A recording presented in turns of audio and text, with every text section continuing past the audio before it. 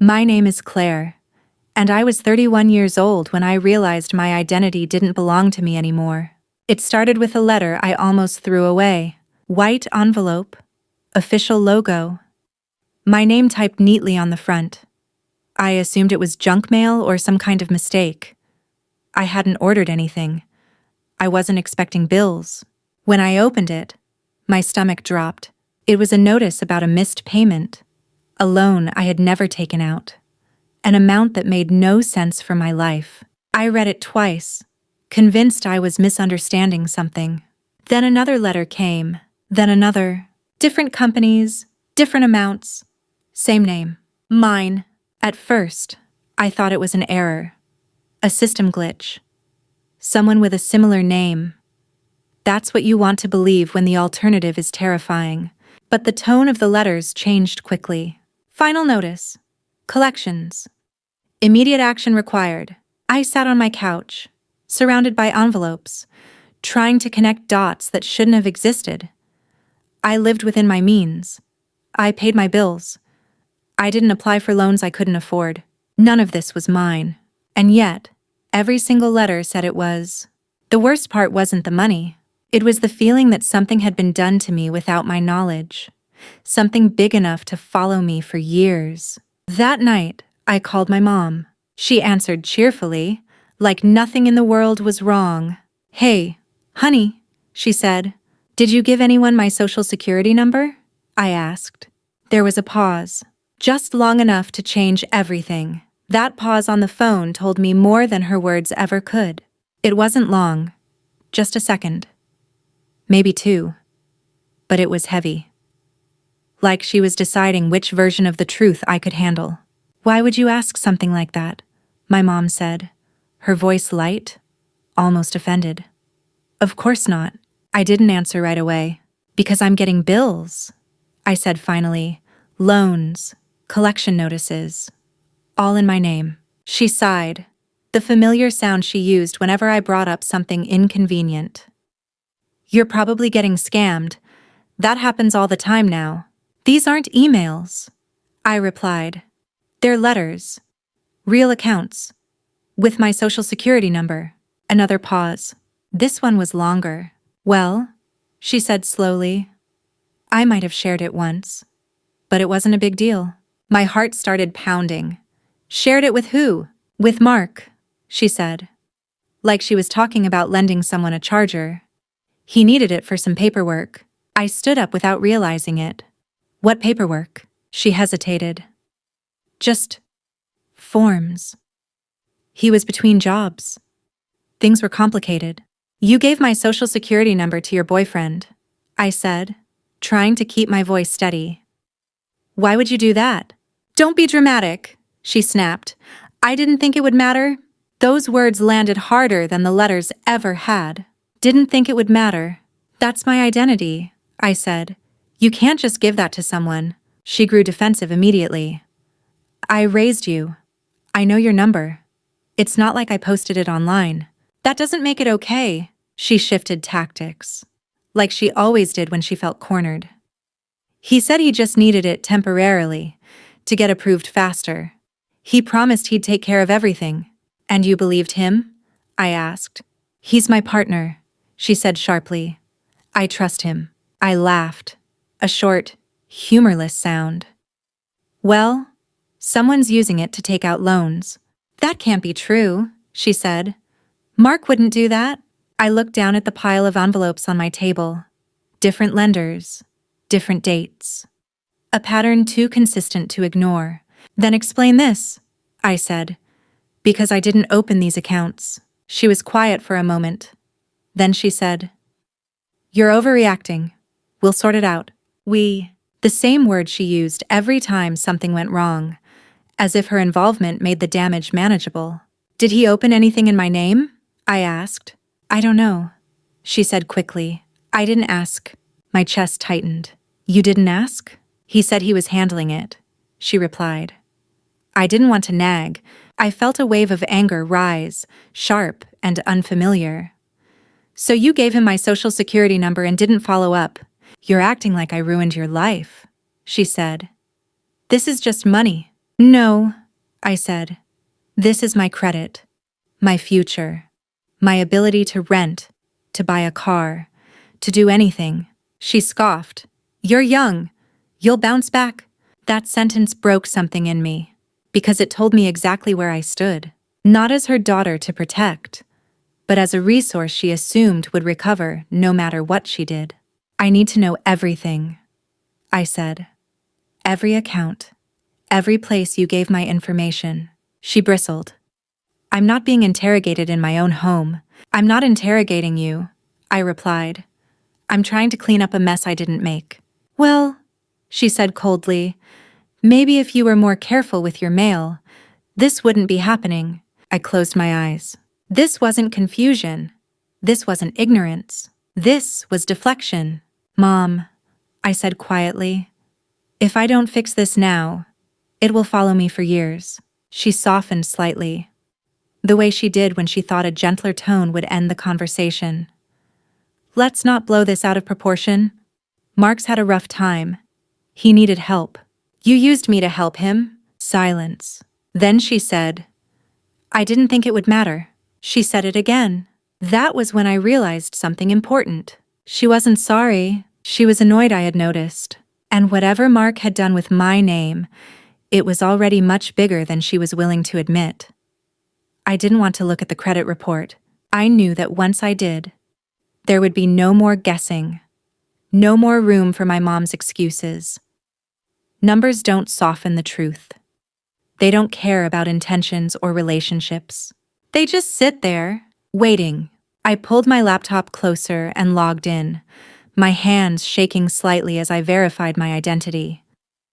There was a brief pause while the page loaded, and for a moment I hoped, irrationally, that everything would make sense, that the letters were a mix-up, that I'd laugh about how dramatic I'd been. The screen refreshed, and my stomach dropped. There were loans I didn't recognize, multiple credit cards I had never applied for, accounts opened in different states, tied to addresses I'd never lived at. Some balances were small, others large enough to make my chest tighten. Missed payments, late fees, collections, all under my name. I scrolled slowly, forcing myself not to rush. Each line felt like a separate betrayal. Dates jumped out at me. Accounts opened during periods I clearly remembered. Times when I'd been at work, or traveling, or living a completely different life. There was no way this was accidental. One entry caught my eye. A personal loan opened less than 6 months earlier. The address listed wasn't mine. It was my mom's. I sat back and stared at the wall. That was the moment denial finally let go. This wasn't just Mark taking advantage of a number he'd been given. This was a system, repeated, planned, comfortable enough to keep going. I printed the report and spread the pages across my table, just like I had with the letters. Seeing everything together made it worse, but also clearer. Patterns emerged. The same lenders, the same types of loans. Credit limits slowly increasing as payments were made just well enough to keep accounts open. Someone had been maintaining this. Someone who knew exactly what they were doing. I called one of the lenders listed and asked to speak to fraud. The representative was calm, professional, clearly used to these conversations. She asked me a series of questions. Had I opened the account? Did I recognize the charges? Had I authorized anyone to use my information? I answered honestly, no, no, no. When she asked if I knew who might have access to my social security number, my throat tightened. Yes, I said. My mother. There was a brief pause on the line. I'm sorry, she said gently. We'll start a fraud investigation immediately. Fraud. Hearing the word out loud made everything feel heavier and more real. This wasn't family drama. This was identity theft. I called another lender, then another. Each conversation followed the same pattern: verification, questions, documentation, warnings about how long the process could take. One representative said something that stuck with me. You did the right thing by catching this when you did. she said. But I want to be honest. This may take years to fully resolve. Years. I thought about everything I'd planned for the next few years. Moving, buying a car, maybe a home. All of it now uncertain because someone had decided my identity was expendable. That night, my mom texted me. "Did you calm down?" I didn't reply. Instead, I froze my credit. It felt drastic, but also empowering, like closing a door that should never have been open. I set fraud alerts with all 3 bureaus. I documented every account, every date, every call. By the time I finished, it was past midnight. I sat there in the quiet, surrounded by paperwork and screenshots, and felt something shift inside me.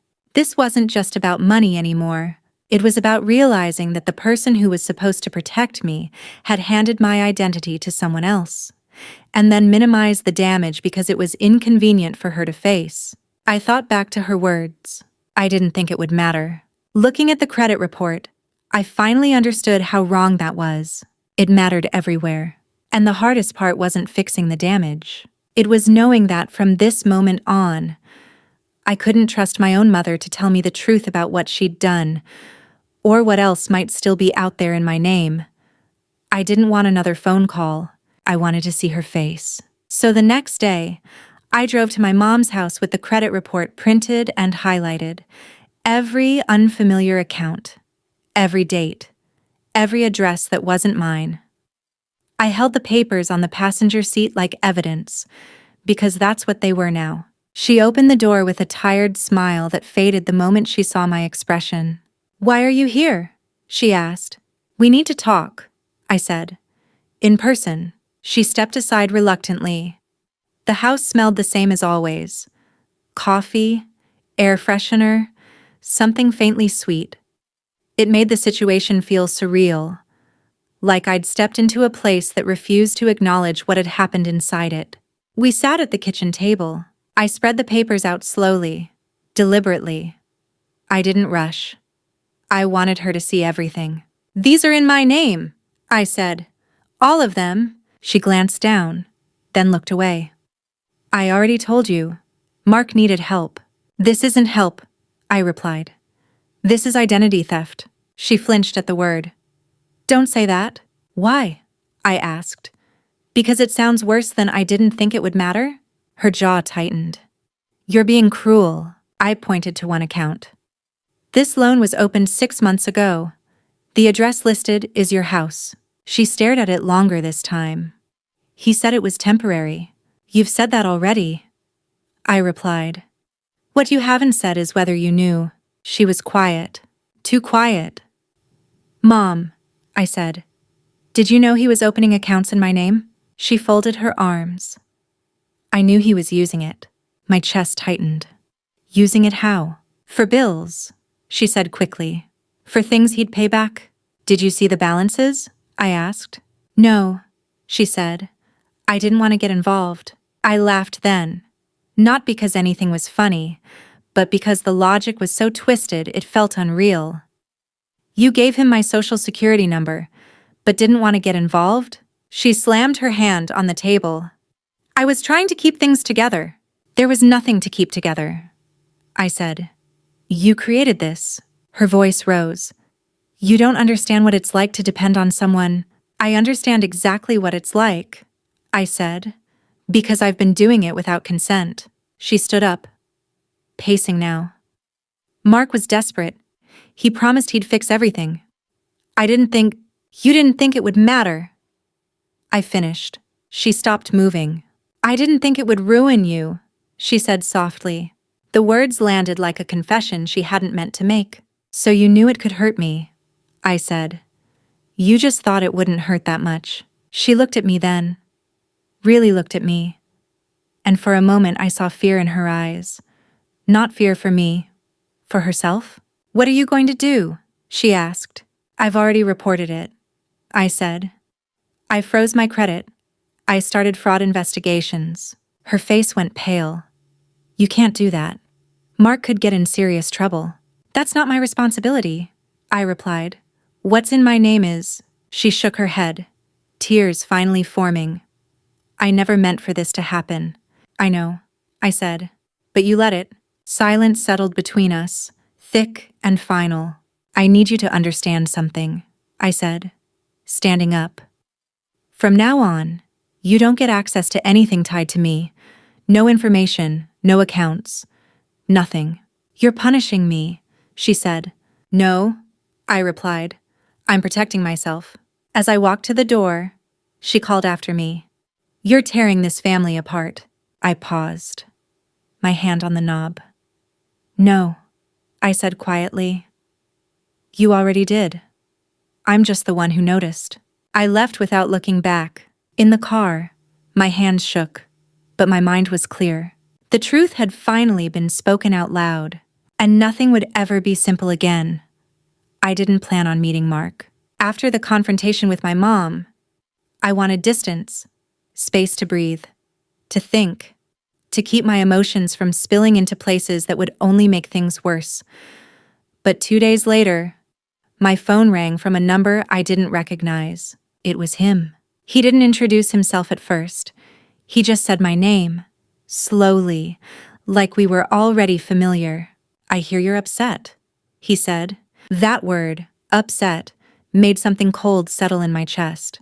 I'm not upset, I replied. I'm dealing with fraud. He sighed dramatically. Your mom said you'd react like this. React like what? I asked. Like someone whose identity was stolen? There was a pause. Then he laughed. Not nervously, casually. Look, he said. I was going to take care of it. I gripped the phone harder. Take care of what? The accounts, he said. Once things stabilized. How many accounts are there? I asked. Another pause. Longer this time. I don't have the exact number, he admitted. That told me everything. I asked him to meet me in a public place. He agreed too quickly, like he thought this was something he could talk his way out of. We met at a cafe near my apartment. He showed up late, confident, smiling like this was an inconvenience, not a crime. He didn't apologize. Instead, he explained. He talked about bad luck, about how the system was stacked against him, about how he just needed a clean start. He said my social security number was just a formality, something banks cared about more than people did. I didn't think it would affect you like this, he said. You're young. You'll recover. The same words my mother had used.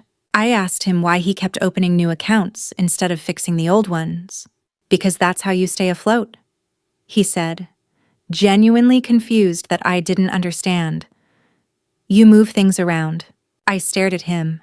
With my name, he shrugged. Your mom said it was fine. That was the moment the anger sharpened into clarity. This wasn't desperation. This was entitlement.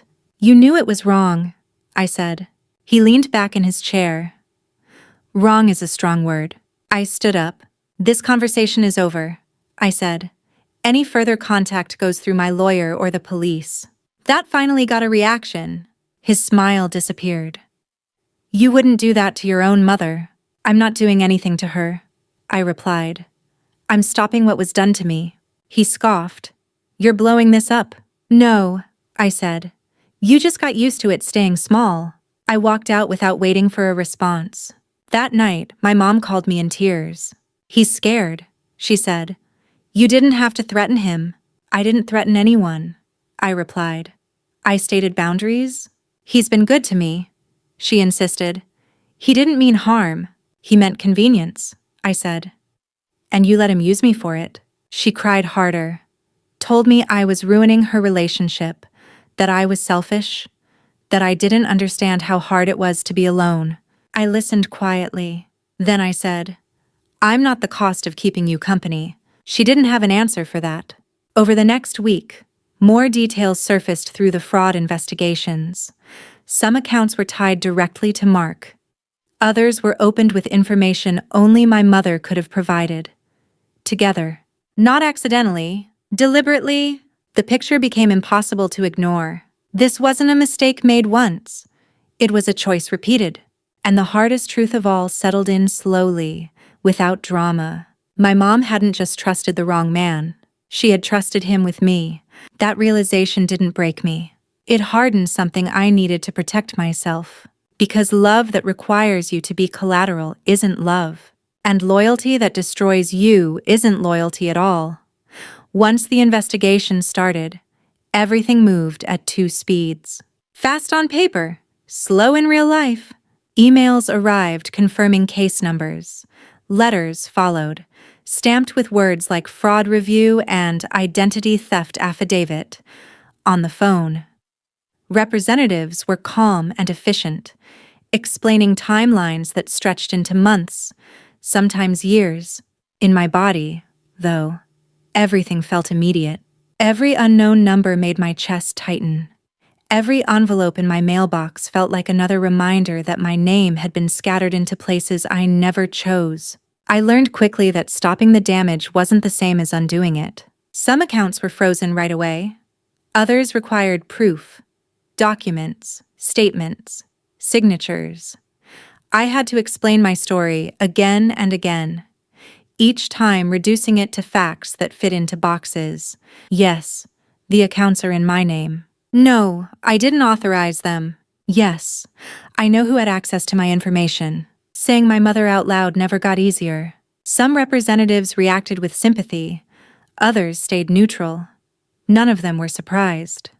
One woman said quietly, "This happens more often than people think." That sentence haunted me, because it meant I wasn't alone, but it also meant this kind of betrayal was disturbingly ordinary. My credit score dropped further before it stabilized. That was the cruel irony. Reporting the fraud made things look worse before they got better.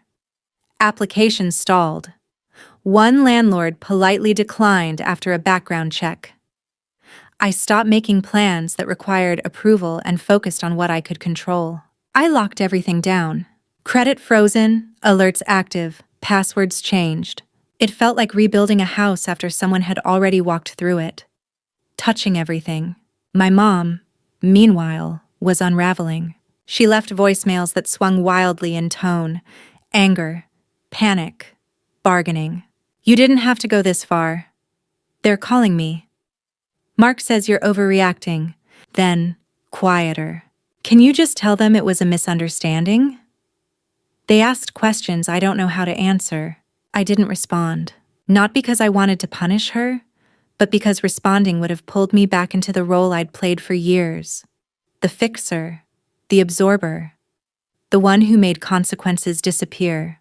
For the first time, I let consequences exist. Mark stopped contacting me altogether once he realized I wasn't backing down.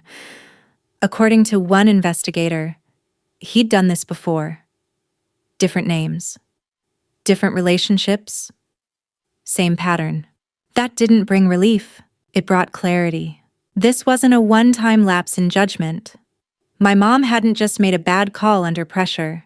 She had ignored warning signs because acknowledging them would have meant choosing me over him. And she hadn't. I spent evenings organizing files, labeling folders, tracking every interaction. It was exhausting, but it was also grounding.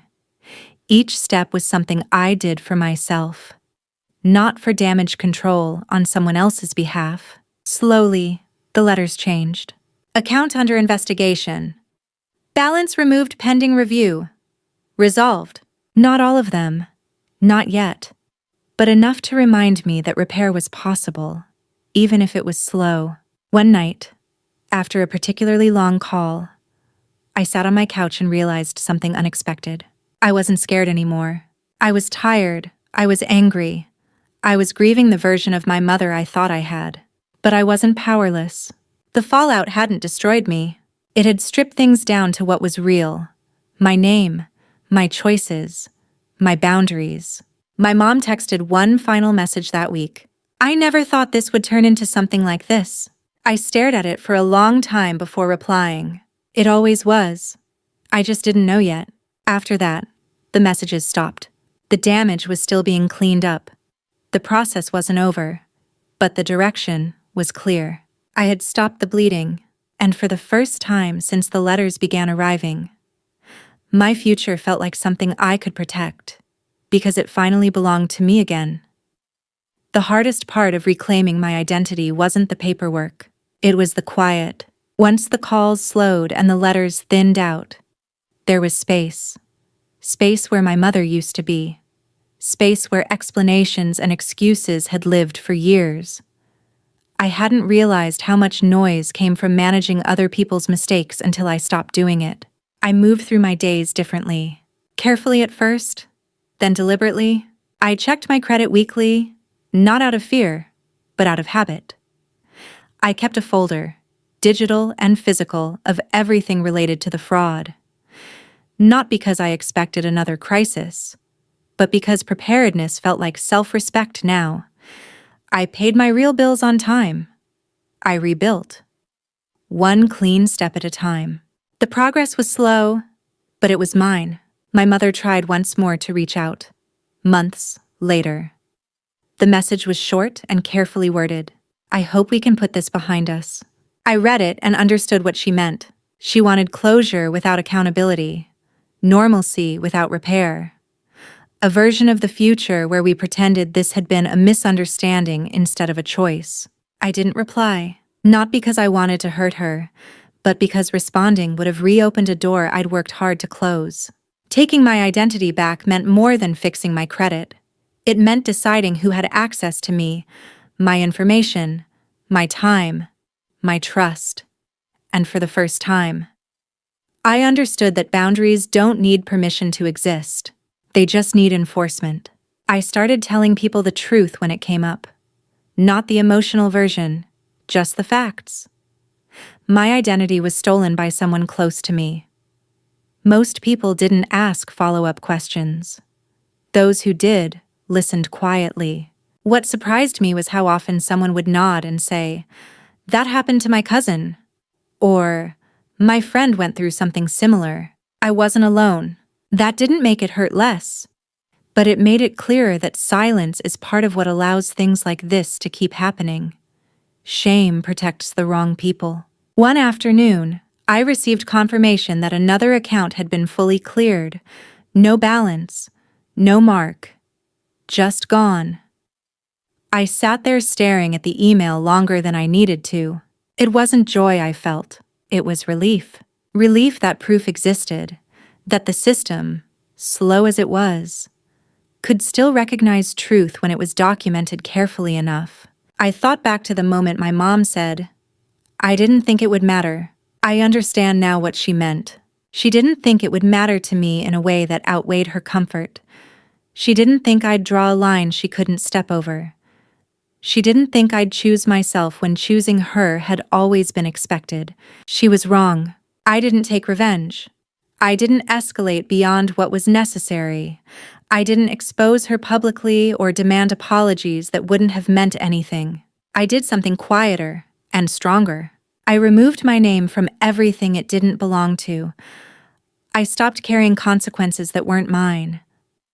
I chose a future that didn't require me to be collateral. There are still days when the loss hits me unexpectedly. Not the money, but the relationship I thought I had.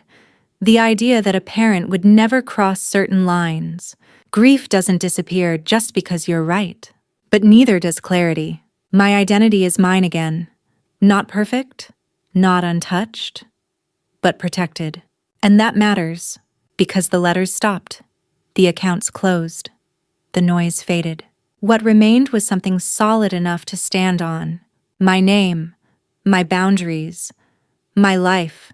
Finally lived without someone else deciding what I could afford to lose.